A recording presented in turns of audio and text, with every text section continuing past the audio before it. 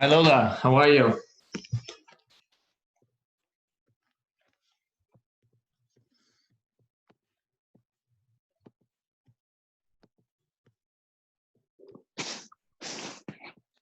Hi Lola, how are you? Well, thank you. How's Norman doing? Good to see you. Good to see you as well. I can't see you, but good to hear you. That's good. How is Norman doing? Doing very well, thanks. And we went Okay. early this morning to Ralph's to shop, and it was fun. We went. You went out to shop, so there's special designated hours? Yeah, we went at 7 o'clock. Wow, And bright and early. Everybody was so friendly and so nice. It was wonderful. That's great. Had fun. That's good. That's good. I think it's very important that they allow everyone their own time, their own space. Right. Shalom, shalom lekulam. Welcome everyone who's joining us right now. היי. היי. לא רואים אותך. לא רואים אותי? לא. Lola, do you see me? Yes. Tammy, do you see me? I did. Okay. So there's something wrong on your end, Ellie and Norma. Yeah. Maybe they don't have their. Oh, there we see you, Norma. Yeah, we see you. I know, that's, I don't want to be seen. My head looks like crap. So you just had video on. Norma, Put the video off. Put your video. No. yeah, you just turn your video off, and you should still be able to hear and see everything. Yeah, turn your video off. It is on with video. What's this here? Boy, this is a technical genius here. Mwah. You got it to work? Everything's good? Let's see if this is, oh my God, look. How's that, oh? All right, we're ready? Suki said she'll be on soon. It's frozen now. Okay. Okay, you start. Start, don't wait for me. I'll just watch. All right, and so listen. we'll start with a Tehillim, a chapter of Tehillim, Tehillim Tzadi Aleph, sorry.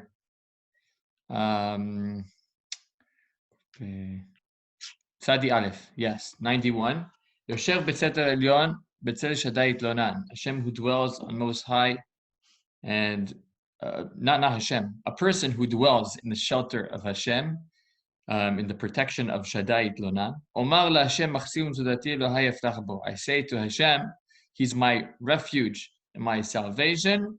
Elohai yavtach bo, my God, whom I trust. Ki hu yatzilecha mipach yakush midever havot. He will save you from any trap and from the destructive plague.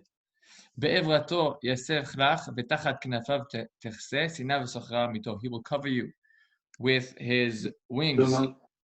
Betachat knafav techse. You will find refuge under His wings. Sina v'sochra amito. His fidelity is an encircled shield. It's okay. It's okay. It's okay. We do see you. I know, but my little wheel is turning and turning and turning. It hasn't stopped turning since Rabbi started talking. So I don't care. Maybe I should stop talking. We do see you. Oh, we see you. Hi, Lola. Hi. All right, the beginning. So we continue the Mizmor. Lo tira mipachad laila mechetzi of imam. You need not fear the terror by night or the arrow that flies by day. This is the Mizmor I was speaking about yesterday. Midever ba'ofel yaloch mikedev shut tzarayim. The plague that stalks in the darkness, or the scourge that ravages at noon. So all these things you should not fear from. Yipol mitzidecha elef uvava mimenecha elecha lo yigash. 1,000 may fall at your left side, 10,000 at your right, but it shall not reach you. Rak be'enecha tabit v'shilumat resha'im te'eh. You will see it with your eyes. You will witness the punishment of the wicked. Ki ata Adonai machsi Elyon samta ma'onecha, because you took Hashem as your refuge, the Most High as your haven. Lo te'uneh elecha ra'a v'nega lo yikar ba'olecha. No harm will befall you, no disease touch your tent. Ki mal'achav yetzavelach lishmorcha b'kol derechecha. For he will order his angels to guard you wherever you go. Al kapayim yisa'uncha pentigof ba'even raglecha. They will carry you in their hands, lest you hurt your foot on a stone. Al shachar v'fetet tidros tirdoch tirmos kefir v'tanim. You would tread on cubs, lion cubs, and vipers. You would trample lions and asps. Kivi chashak v'afaleteu asageveu kedashmi, because he is devoted to me, I will deliver him. I will keep him safe, for he knows my name. He knows my name. It's as we spoke about yesterday. He's building that unique relationship with God. Ikra'eni ve'enehu. When he calls on me, I will answer him. Imo anochi betzara. This is what God says. When this person calls on me, I will answer him. Imo anochi betzara. I will be with him in distress. Achaletzeu v'achabedeu. I will rescue him and I will make him honored. Orech yamim asbi'ehu v'ar'eu b'shuati. I will let him live to ripe old age and show him my salvation. Nothing like a beautiful psalm of David HaMelech to encourage us all. Such a calming message of King David. Okay, let's begin. Let's begin our class, and today's topic is Hagaddah shel Pesach, and we are continuing. Do we remember where we left off? I wasn't here last week, so sorry. Okay, so we'll have to make a brief little. We talk about the 4 sons. Very good. Okay, Arba'a Banim, the 4 sons, who some people say that they're the sons of who? Who are they sons of? So some say they're the sons of each other, meaning the Chacham is the Rasha, right, the wicked, is the son of the wise, and the Tam, the simple one, is the son of the Rasha, the wicked one. And the one who does not know how to ask is the son of the Tam. Yeah. I will mute everyone right now, and if you would like to speak or interject, you could just press the unmute button and then you could speak. Okay. So that's where we stood last time. We explained what the Rasha was. What does it mean that the person is wicked? Is he really wicked, or he's just asking wicked questions? And therefore we have to know how to answer him. And pretty much any question could be considered heretic, but we said that there's an answer to everything. So we're actually glad that the wicked one is asking his questions. As it says in the Torah, in Parashat Bo, that the Jewish people say, V'haya ki shaletchem benechem. V'haya is always an expression of something happy happening. Why are we happy? It's specifically written where the question of the wicked child asks his question, because we're happy that we have children who are asking the right questions. It means they're at least they're engaged. They want to know. As long as somebody is engaged and he wants to know, then let him ask any question he wants. And even if it sounds like it's heretical, we will still address the question. Okay, and then we went through Chacham, Rasha, and then we have to speak about the Tam a little more. The Tam is a simple child. So let's read it inside.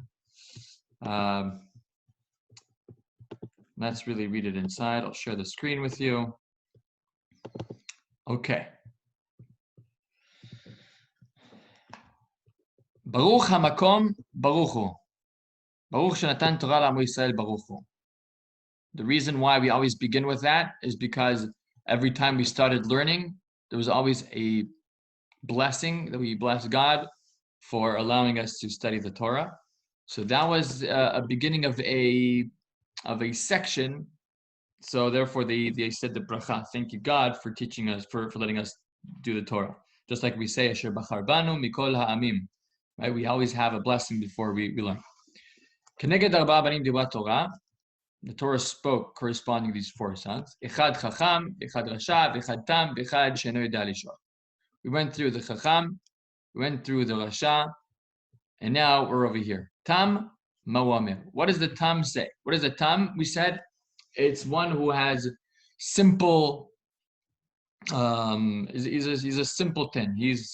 They say innocent over here. But he's one who's not too sophisticated. Right? So what does he say?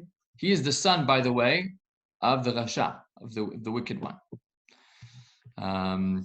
It's like a cycle. What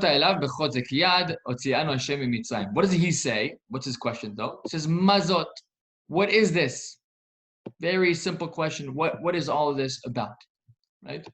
So you have to understand the tam. What's the difference between a tam and the chacham? They both are asking pretty much the same question, and they're asking different questions, but they're getting the same exact answer. If we looked at the text, you have the chacham. What was the response that we said to the chacham? Sorry, to the rasha. You have the same exact answer as the rasha. Let's see this. Okay, so we answered over here, B'chozek Yad, God took us out of Egypt. What does the Rasha say? The answer to him is the same exact thing.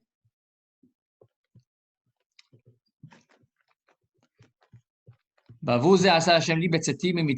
did this to me when I left Egypt. So really, out of everyone, the Tam and the Rasha are getting the best answers. They're getting a better answer than the Chacham. What was the answer that we gave to the Chacham? Give him the laws of Passover, right? That we may not eat an afikoman, dessert, or other foods after the meal. Give him a halacha.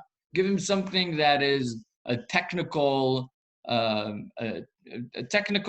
directive. You should not eat the afikoman after the meal is finished already. There's a halacha that you can't eat anything after the paschal offerings. So you give him a halacha. Because that's where his world is at. But the Tam, he gets the best answer. Chozek Yad, he gets the real answer. Why we're doing all of this? Because we left Egypt. Right? So you have to understand that the Tam has an advantage over a Chacham. Someone who's just intellectual, sometimes is too caught up in the technicalities and he misses the big picture. There's an amazing story that Rabbi Nachman of Breslev speaks about, and he has a bunch of stories that he gives with a lot of morals in his story. And one of the stories is about the Chacham and the Tam. You have 2 children who are born in a village, and one is known as the smart one, the Chacham, and one is known as the Tam, as a simpleton. And they grew up together, and they were very good friendship together until one day the Chacham, the Tam grows up, he gets married, and the Chacham also goes on his way and he gets married. The Chacham, he leaves the kingdom. He says, I've never seen the king. You really believe there's a king? I've never seen him with my own eyes. I don't believe this idea. The Tam, there's also a person who was sent to him to tell him about the king, that he's invited to the king. He says, really, there's a king? And he goes over to the palace, and slowly he acquires the knowledge, even though he's a simpleton. But the king sees he's loyal, and he's honest, and he rises up in the ranks. And after a while, the Chacham also meets this Tam, and he says, I do not believe in the king. The Tam says, but I work for the king. How could you not believe in the king? And then he brings them together. The whole idea of that story is that the Chacham, because of his intellectual or too technical of a pursuit, many times misses the big picture. He's unable to see the truth because he's just too intellectual. Sometimes it's good to be just a simple-minded person. So when you're simple-minded, you have the questions on point. You're not getting too technical. And he says, okay, what is this about? Just tell me what it is. The Chozek Yad, God took us out of Egypt, which is that nationalistic approach that we spoke about before, that the entire purpose of the Exodus from Egypt was in order to create a nation, the nation of Israel. Okay, so that's the tongue. V'she'eno yodea lish'ol is the next one, right? So who is she'eno yodea lish'ol? She'eno yodea lish'ol is one who does not know how to ask. Is there such a thing as one who doesn't know how to ask? I mean, children are born asking, right? The first thing a child could make up a sentence, the first thing that a child does is that he speaks, is that he asks questions. So how could we say that there is such a person that he doesn't know how to ask? Maybe he doesn't know that he can ask, right? Maybe he's too, as we read yesterday in the Pirkei Avot, Baishan. Maybe he's too embarrassed to ask, or he doesn't know what the protocol is, and therefore he's she'eno yodea lish'ol. So to him, we give the same explanation as to the Rasha.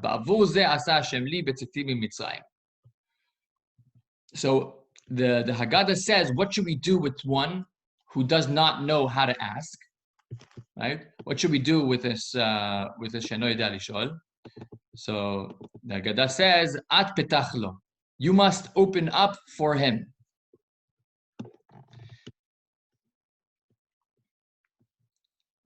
You will open up the conversation for him, as it's stated, and you will speak to your son on that day, saying, for the sake of this, did the Lord did this to me when I was going out of Egypt.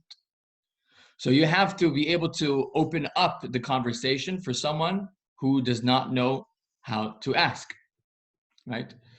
And as we said, it could be someone who's timid, someone who does not know that he's allowed to ask a question. So you have to make it into to open up the conversation. Now, to who? Our tradition tells us to who does he have to open up the conversation to? Lemor, as it says. Lemor means cause him to say. You have to make the she'eno yodea lish'ol, the one who does not know how to ask. You have to cause him to say to the Rasha, to answer to the Rasha. Because as we said, they both share the same exact pasuk. They get the same exact answer. And the reason is because it is the she'eno yodea lish'ol who has to answer to the Rasha. I'll explain it like this. Who is this person who does not know how to ask? It's one who's apathetic, maybe. He's indifferent. Right? That's why he doesn't know how to ask. He doesn't care too much. So you have to wake him up from his apathy, from his indifference, by telling him there are wicked people in the world.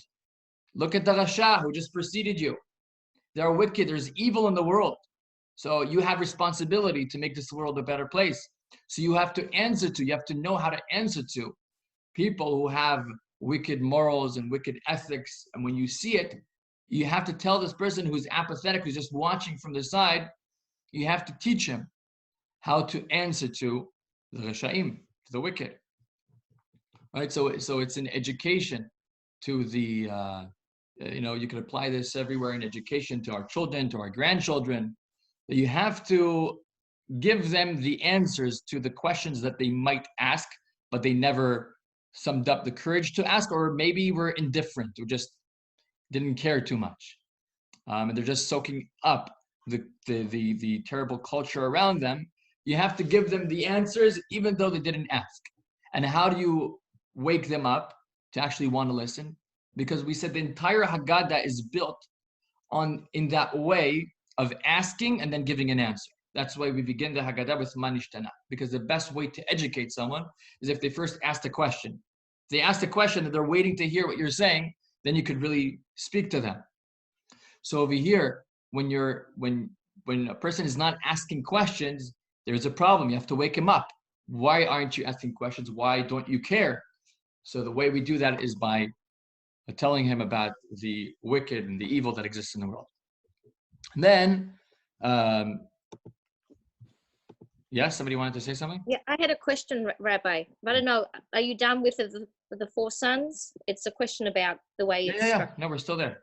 Okay, so I noticed with all of them, the Chacham, Rasha, Tam, that the person that there is being spoken to respond to them is a male. And with the Sheno Yodeh Lishol, it says At Petachlo. Right. Okay. So some like to say, and there's I'm by the way putting the link over here if anyone wants to follow the text inside and see it. I put it on the group chat. So yeah, some people like to say that it's because he eno yodeh lish'ol, then it's the place of the mother to cause him to open up, etc. And that's why it's said in feminine. But really, that's not the truth, because if you know Aramaic, then you know that it and Hagaddah shel Pesach has some Aramaic in it. We use at even for male. Oh, okay. Antu malka melech malchaya. So it's not necessarily even, but it's you could make a vort on it if you like that it's feminine or not. Okay. Let's continue. So what's ba'avur zeh? When we say ba'avur zeh, right? For the sake of this, Hashem did to me when I went out of Egypt. What does that mean? The sake of what? The sake of the korbanot, the paschal offering. Because this text over here in Exodus 13:8 is speaking about the commandment to have a paschal offering. This is why it happened. So as it continues, this is a continuation of that. Maybe we should tell our children, those from Rosh Chodesh, which is the Thursday, Rosh Chodesh of Nisan. Maybe you should start telling them already about Pesach, start teaching them Manishtana and everything. Tamud Lomar Bayomahu. That's what the Torah says, specifically on that day. If it says on that day you should tell him, maybe I could tell him in the beginning of the day. No, it has to be specifically after noon, because after the noon on the eve of Pesach, that's when they brought the paschal offering.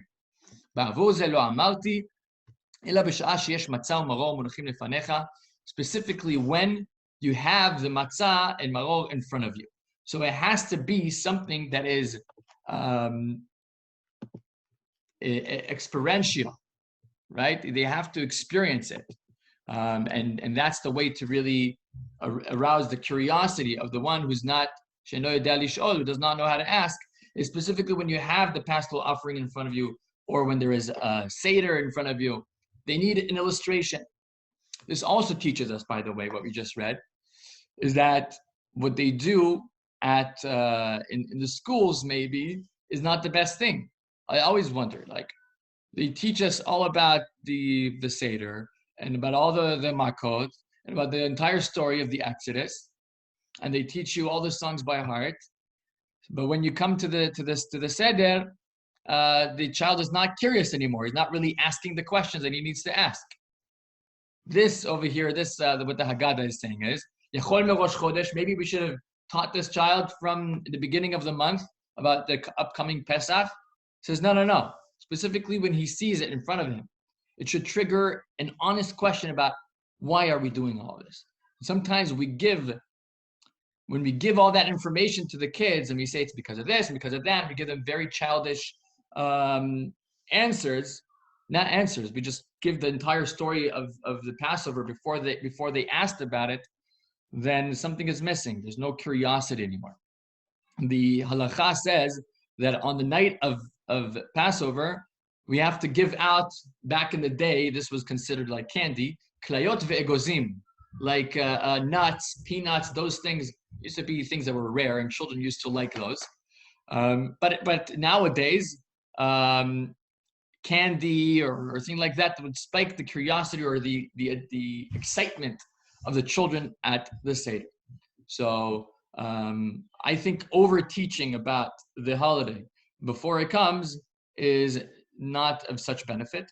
And maybe this year there is a great opportunity to get the kids and grandchildren around and to really get them answering the questions, because they haven't been in school for the past 3 weeks.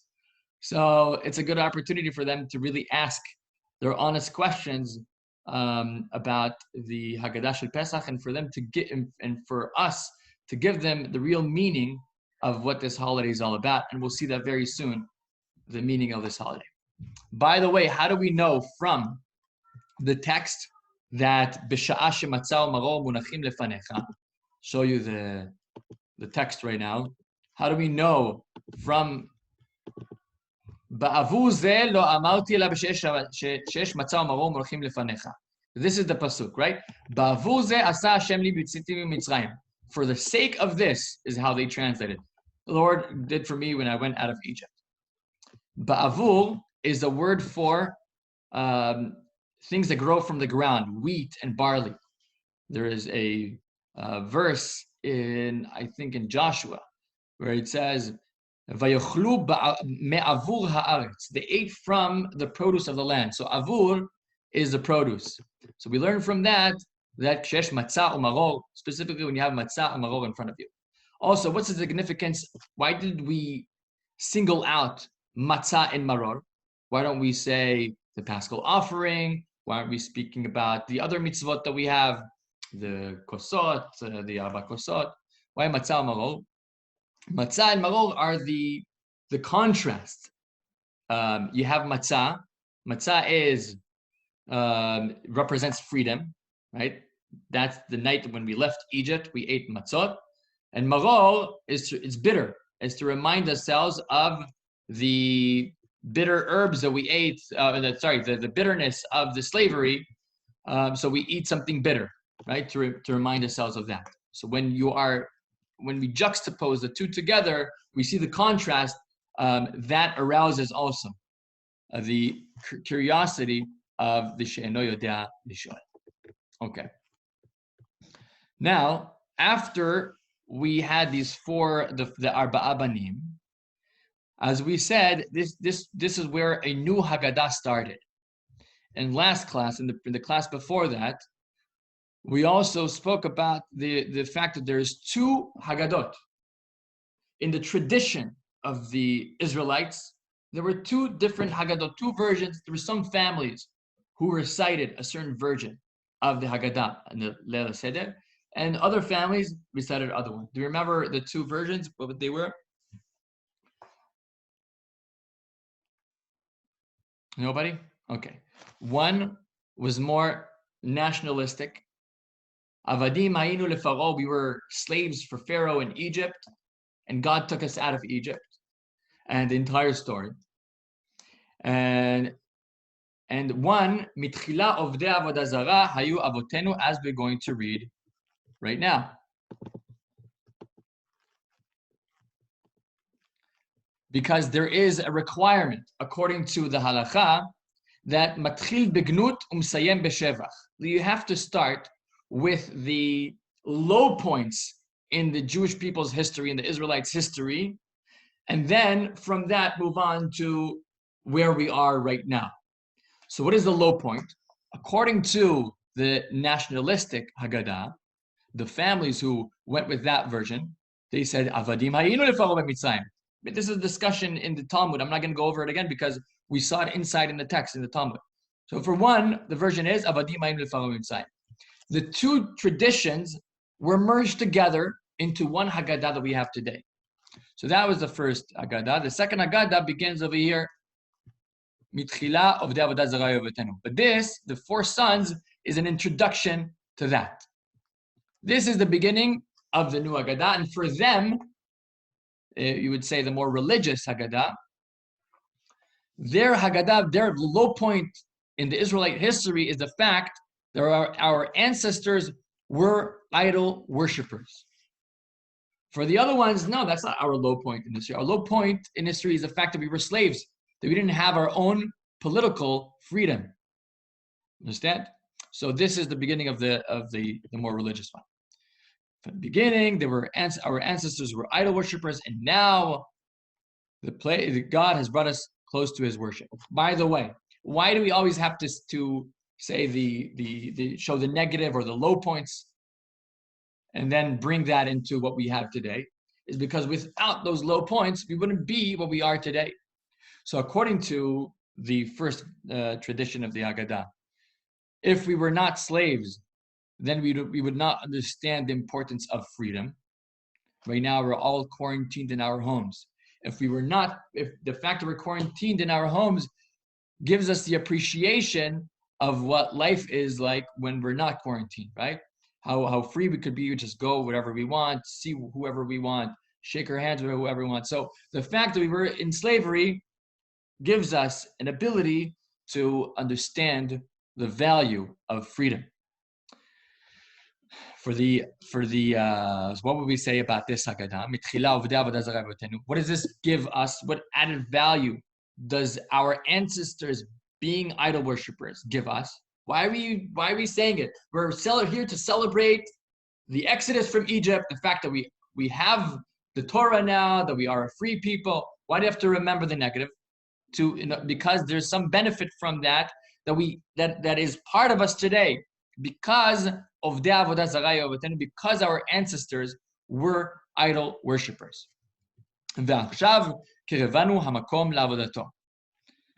we'll see in a second what are the positive things of being Avodah Zarah. I'm not promoting idolatry, but there were some positive things coming out of that.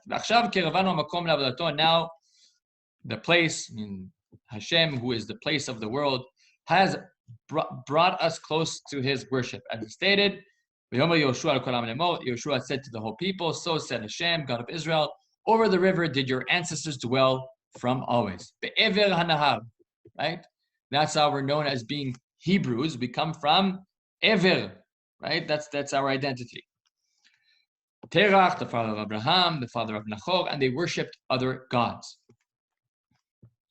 Right?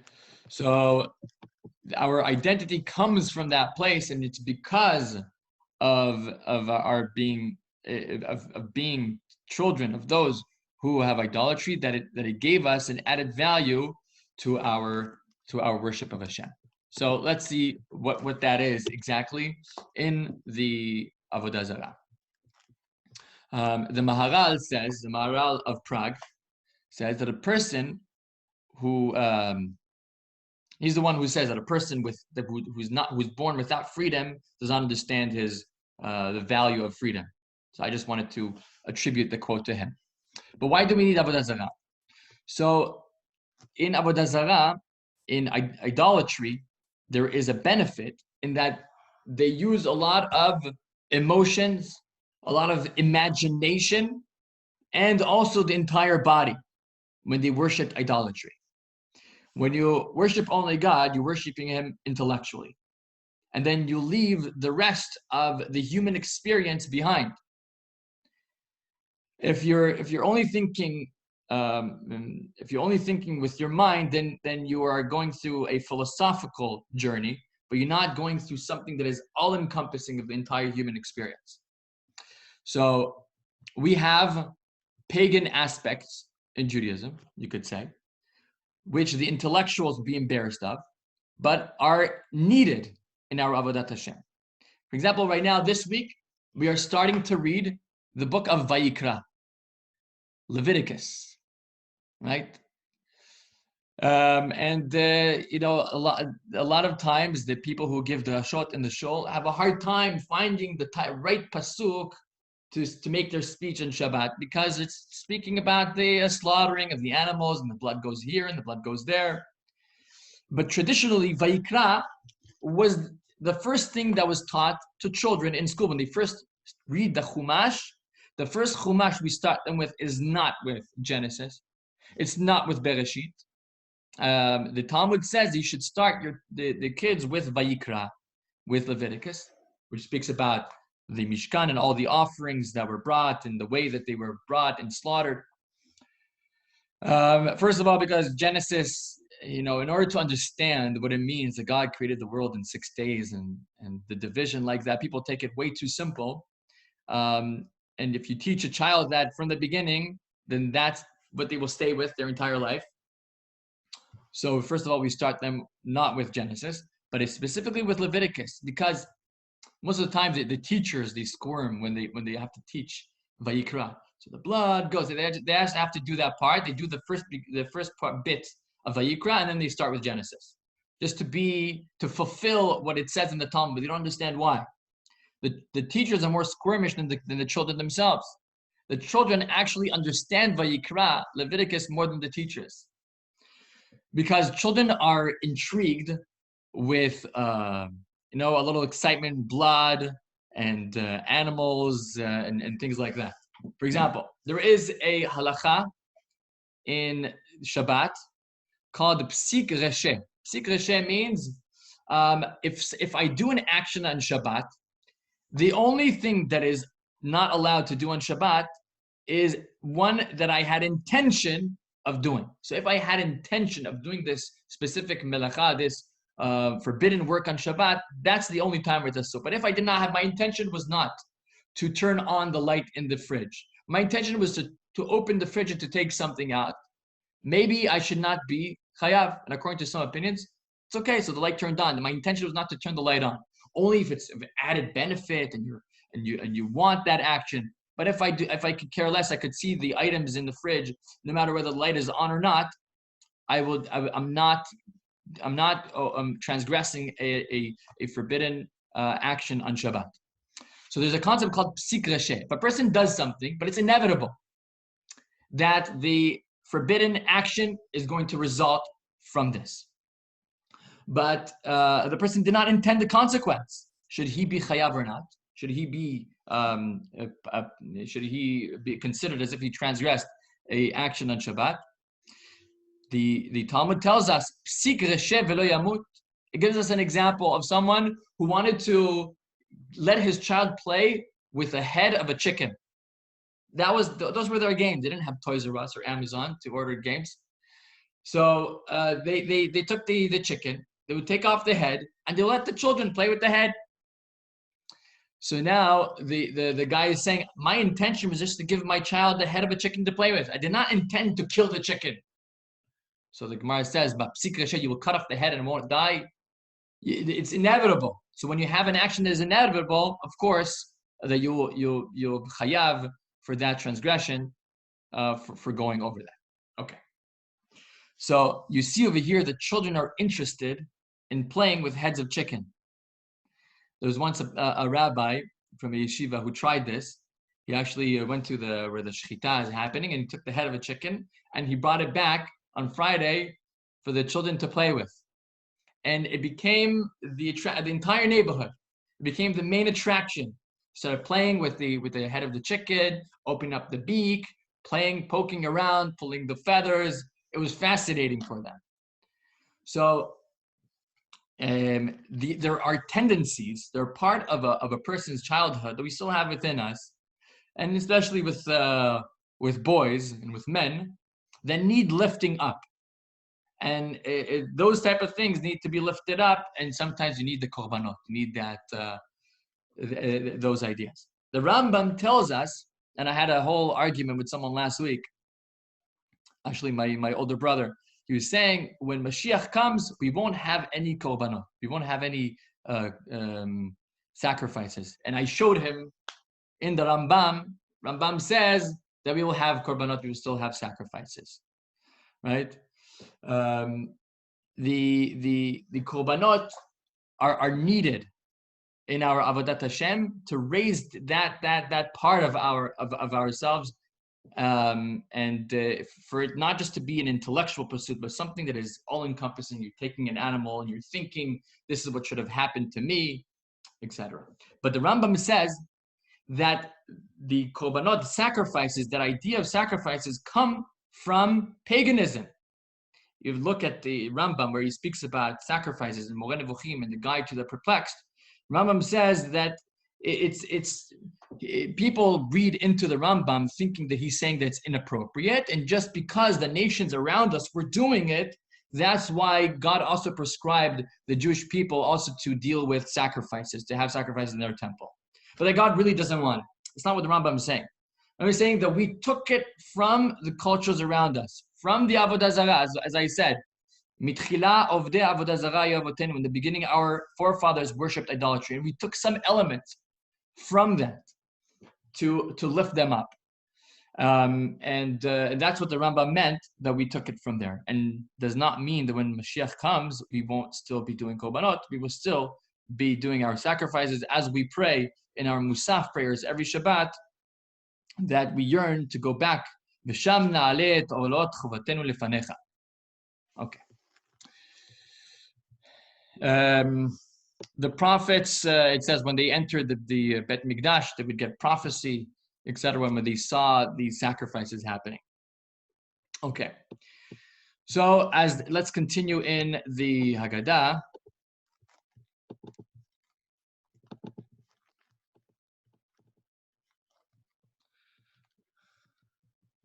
So now it tells us the whole story. And then I took your father Abraham from over the river. And I made him walk in all of the land of Canaan. I increased his seed, and I gave him Yitzchak. And I gave to Yitzchak Yaakov and Esav, and I gave to Esav Mount Seir.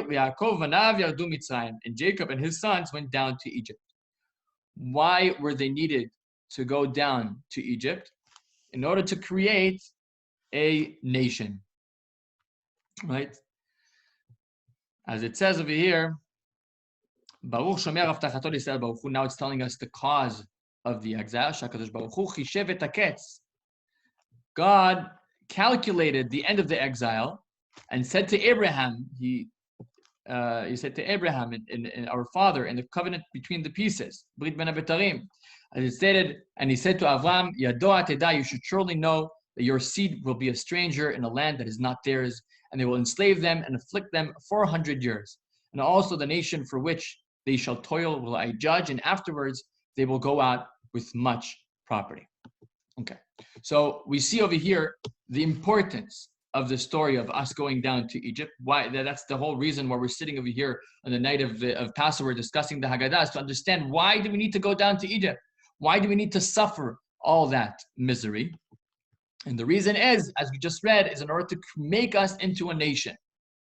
The only way, because before, when they were just avotenu, they were individuals, each individual, Abraham, Yitzchak, Yaakov, each individual pursuing God, finding their own path and their connection to God. But God says, that's not what I want. God told Abraham, Ve'escha legoy gadol, I will make you into a great nation. Right? God desired a nation.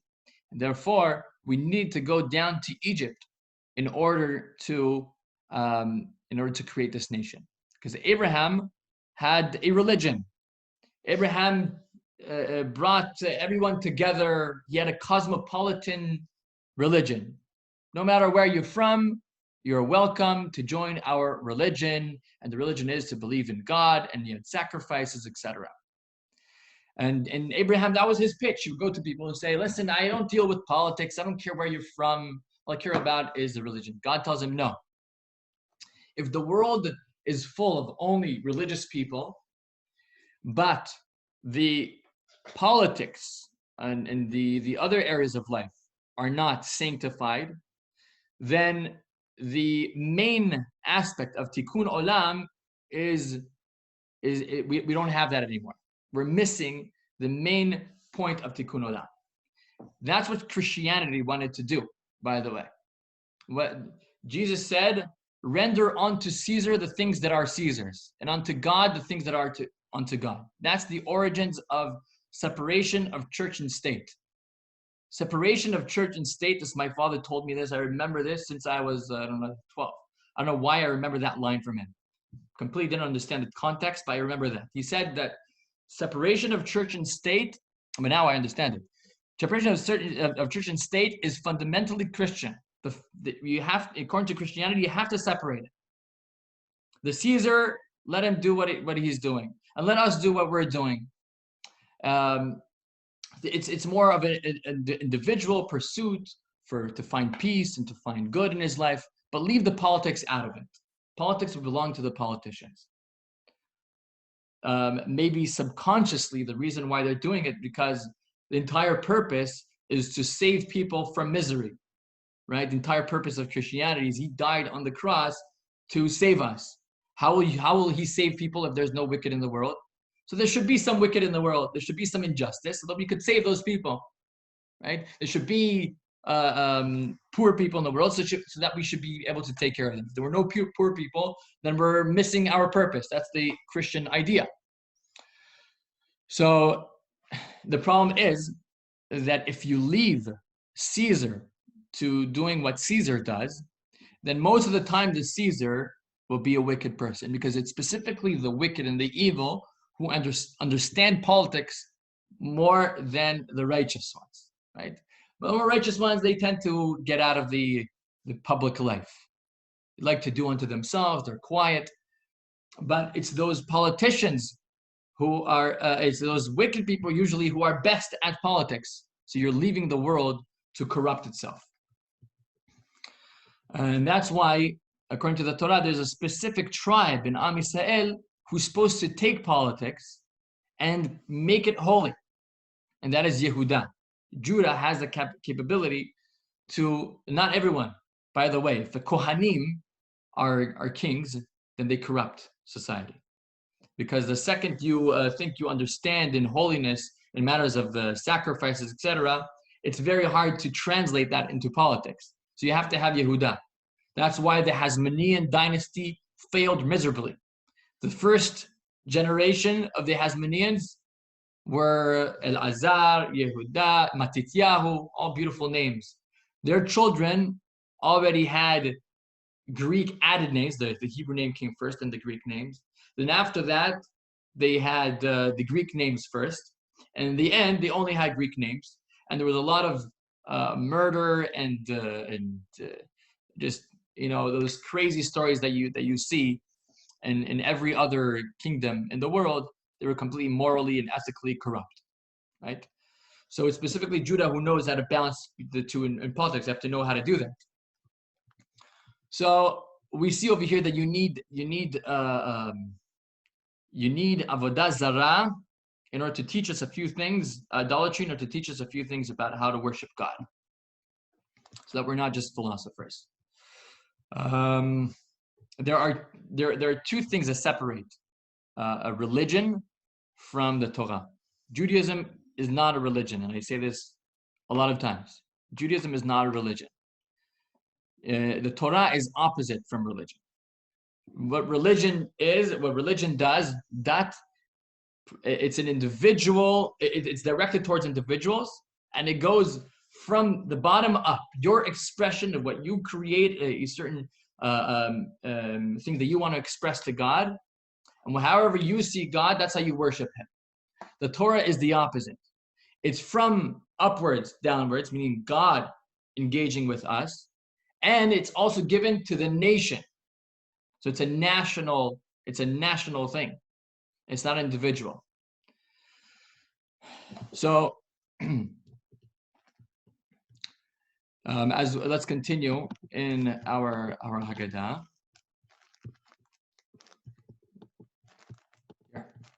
Okay.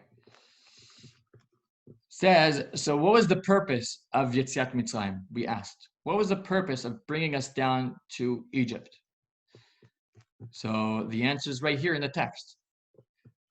They will enslave them and afflict them 400 years. And also the nation where they shall toil will I judge. Okay, there's no answer yet. And afterwards they will go out with much property. Oh, that's the reason. They should leave with a lot of gold. So money from Egypt is the reason why we have the Exodus? Is that the reason? So what do we do with the gold of Egypt? What do we do with the gold of Egypt? Anyone? Didn't they make the golden calf? Well, that's one of them. Yeah. There's another thing we did with the gold of Egypt. Make the Mishkan. Mishkan. So there's those two things: the golden calf and the Mishkan. So you see that we were supposed to go down to Egypt in order to take out from within Egypt the qualities that they had, the good qualities that they had. Egypt was the greatest civilization of that time. They were so advanced. Some say that they were more advanced than our society today. They knew technology and all those things. They knew more than technology. They knew witchcraft, but they were very advanced. They had very, very impressive society and culture. So there were things to take from Egypt and to incorporate it and to bring that message to the world. There were very valuable things in their gold, right? Their gold is not just the physical gold, but what that gold, what comes with that gold of Egypt specifically. As the Prophet always says, "Kaspam uzehavam yavi'u." When you conquer nations, you should bring their gold and their silver. Meaning you take the good, the benefits that culture had, and you use that to create a better message for the world, to really fulfill your purpose as a Jewish people in the world. But in order for it to accomplish that, as you said, Tammy, there is also the golden calf within their gold. So you have to make a distinction and a clarification to separate the gold into two. The gold that goes to the Mishkan, that's the good part from Egypt. The gold that goes to the golden calf, the witchcraft and idolatry and all of that we have to separate. That was the reason why the Israelites were put in the desert for 40 years. To battle that out. To try to clarify that. And it's what the Jewish people have to be doing now. So you see over here that in exile, the reason why they went down to exile, they were exiled to Egypt, is not because of their sins. The Abar Banel tried to say that the reason why we went down to Egypt was because we sold Joseph. And the Maharal of Prague is very strongly against, he calls out Abar Banel on that. He says, no. You could see inside the verses, it's because God promised Abraham before. No, Abraham didn't even have children for them to sin. And he told him to go down to Egypt, meaning that exile is part of the destiny of the Jewish people. We're destined to go out to exile. So you would say, okay, so why do we say in Musaf every Shabbat, Mipenech chata'enu galinu ma'artzenu? Sorry, in Rosh Chodesh. In the Musaf of Rosh Chodesh, we say, Mipenech chata'enu galinu ma'artzenu. Because of our sins, we have exiled from our land. It's on surface level, it's true that God looked at certain sins the Jewish people had and said, okay, now is the time for you to go to exile. I waited enough, but now is the time. But really, Hashem knew all along that we were supposed to go to Egypt.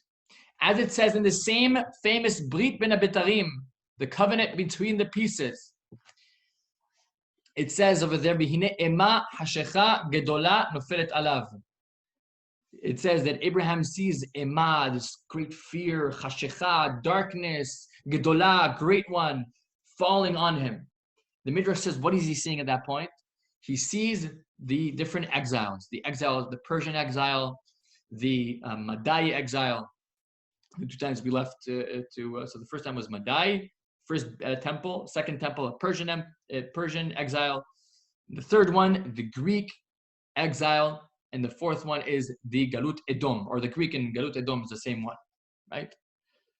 And so how do we know? Do we know that we will have more exiles after this one? We know that this is the final one, because they said those 3 exiles. And it says in the book of Eicha, and I prepared it over here, right here. Tam avonech batzion lo yosif laglotech. Your iniquity is expiated, he will exile no longer. Tam avonech bat Edom gila al chatotaich. He will uncover your sins. Galut has the same letters as gila, legalot, to reveal. The galut, the exile, reveals within ourselves what we had within ourselves, but also reveals the good parts in all the other nations of the world, which the Jewish people should incorporate into the ultimately universal message that they're supposed to bring to the world for the end of times, when Judaism will become a universal language, a universal religion, not religion. So we said we're not a religion, but a universal message to the world. Okay. So what we have over here until now is the reason why we left down to Egypt is in order to incorporate those the good messages that Egypt has for the world. And that's what we have to clarify. Okay. We have 5 minutes left, so let's open. I said a lot over here, so if you'd like to unload or just to repeat what I said in a different way, or if you have any things that you thought about during the lesson, so please do share right now.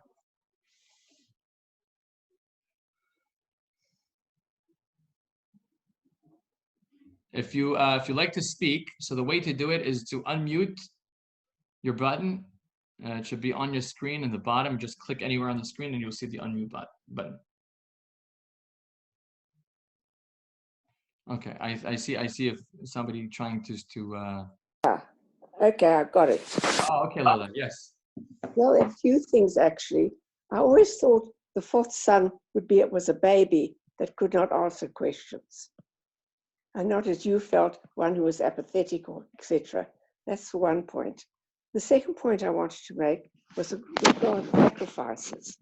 I think that when they wanted to become a nation and they wanted to adopt the Judaism as such, or the teachings of Judaism, it was very hard because they were living amongst Gentiles as well. And they had to break away. And they did it in the first place by saying there's one God and we shouldn't have any other gods.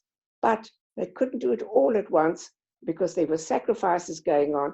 And so they made it a bit easier for the people to say, okay, we'll have some sacrifices as well, but will be more for the God. So I just wanted to comment on that. So okay, let's we'll take it one by one. Your question about you thinking that it was a baby. Why did you think that it was a baby? Where do you see that? Because he was not able to ask the questions. So, but he understands, he comprehends. Yeah, but he was not able to answer, wasn't it? I'll tell you why you think it was a baby. Because in all the old Haggadot until the year 1995 or so, he always had a picture of a baby, of a little kid, with his pacifier, right? You see, that's right. It dates me.